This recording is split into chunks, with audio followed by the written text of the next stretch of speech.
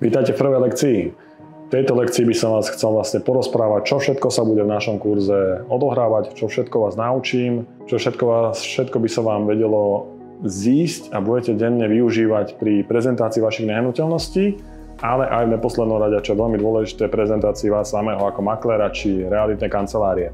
Ako prvé určite začneme s fotkami. Fotky sú alfa, omega čohokoľvek, fotky nehnuteľností.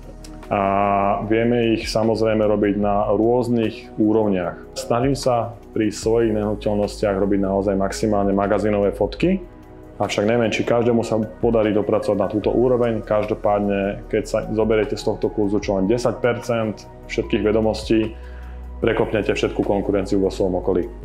Budeme samozrejme na to potrebovať určitú výbavu technické dovednosti, či už v online svete, alebo prácu so všetkými týmito vecami.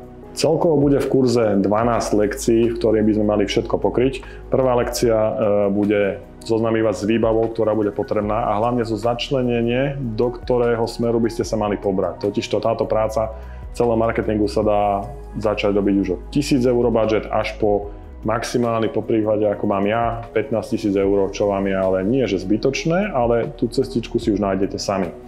Prvá lekcia bude teda výbava. V druhej lekcii mám pocit, že väčšina realitných maklérov alebo realitiek bude si chcieť zaobstarať Matterport. Takisto tam máme viacej levelov, čo si môžete zaobstarať, ako chcete, aby vaše nehnuteľnosti na konci vyzerali.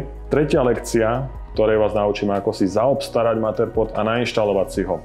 V ďalšej lekcii sa budeme venovať dronu. Dron je veľmi dôležitá vec v dnešnej prezentácii, avšak momentálne máme nejaké zmeny v legislatíve, ktorých vás samozrejme oboznámim. Do ďalšej lekcie bude konkrétne v teréne, bude to príprava nehnuteľností na fotenie, na prezentovanie. Prebehneme si všetky detaily, jak treba. Určite už viete z vlastnej skúsenosti približne, ako treba nehnuteľnosť pripraviť. Z mojej skúsenosti videl som už naozaj rozbité garzonky až po mezonety na kolíbe alebo v takom byte, čo sa nachádzame dneska, v 3 vežiach, čiže každý byt má trošku iný prístup.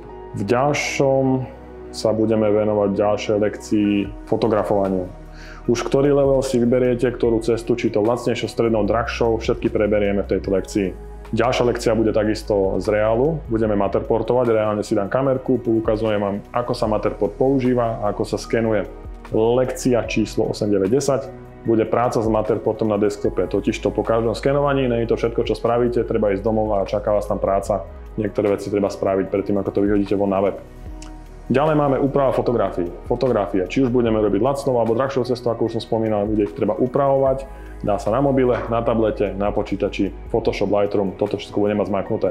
Ďalšia lekcia bude vytváranie videa, či už to bude pre videoprezentáciu nehnuteľností na YouTube alebo Reelska, storky na sociálne siete.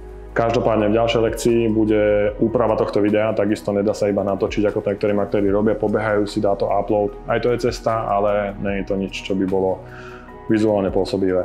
Ako poslednú lekciu by som prebral sociálne siete. Sociálne siete, dosť obširný topik, ale môžeme tam pridávať fotky nehnuteľnosti, môžeme tam dávať videá, alebo prezentovať samého seba, alebo kanceláriu. Toto budeme mať tiež zmáknuté. Takže môžeme sa šupnúť rovno do ďalšej lekcie a to je, aká nás čaká výbava, čo budete potrebovať. Vidíme sa v lekcii.